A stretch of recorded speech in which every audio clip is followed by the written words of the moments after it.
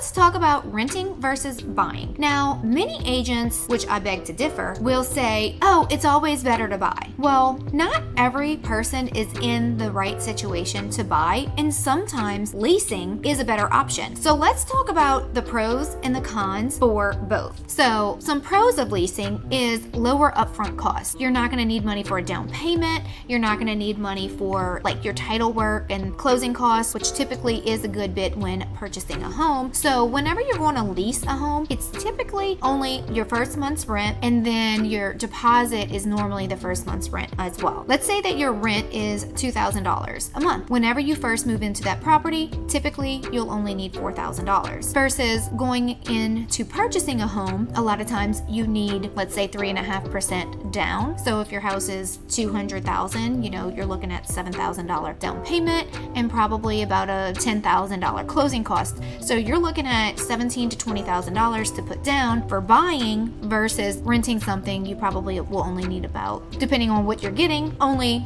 the rent times 2. Also, flexibility. So if you are unsure of wanting to stay in that area, maybe thinking about relocating to another state, another area, relocating jobs, you have the flexibility to just get up and leave if you have a shorter term lease or if you've satisfied the lease. Let's say you do a 1 year and you're finished the 1 year and you're month to month after that, you have that flexibility to just go.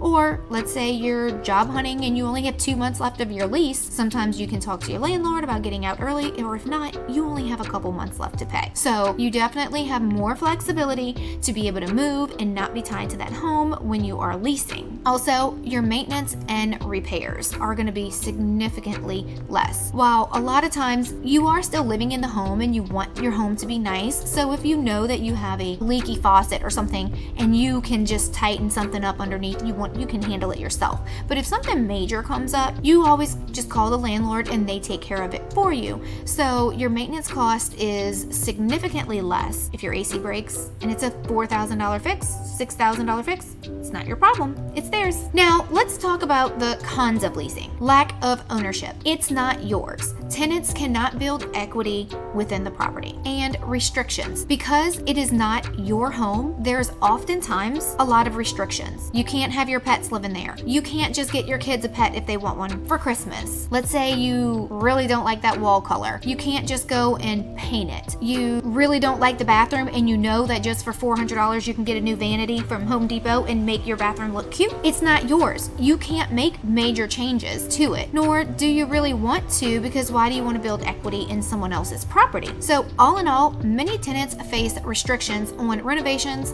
decorating, and even just pet ownership. Potential for rent increases. Although it doesn't happen very often, but lately in today's market with our insurance, it has. So rent can increase at the end of the lease term, and sometimes significant amounts. So just recently, the past few years, almost every year I've had to go up on my leases only just to cover the insurance. So yes, your rent can change, typically not until the end of the lease term. Another con of leasing is just limited control.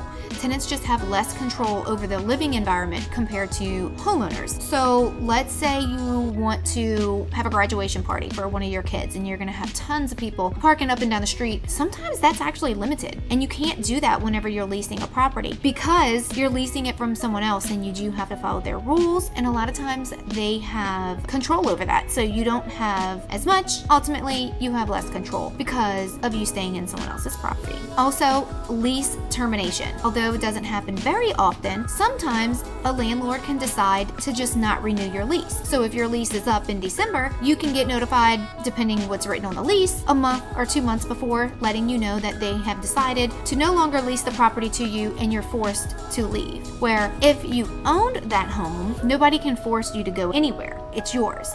So when you know that your lease is coming up to an end, just protect yourself. If not, maybe have that conversation with the landlord before signing a lease to make sure that they're not just looking for a tenant for a year or two, that they are looking for somebody long term if you're planning on staying. Another con is no investment return. So your monthly payment does not contribute to your personal wealth. If you decide to lease a home for 10 years, every month you're making a payment to the landlord and none of that ever goes back to your personal wealth. And last is a security deposit. Con is that you will normally have to put up a security deposit when signing a lease, and a lot of times it can be difficult to recover the full amount. So although there are cons to leasing, sometimes leasing is the best option for you and your family. So make sure you reach out to a trusted agent and find out if you are ready to purchase or if leasing is your best option.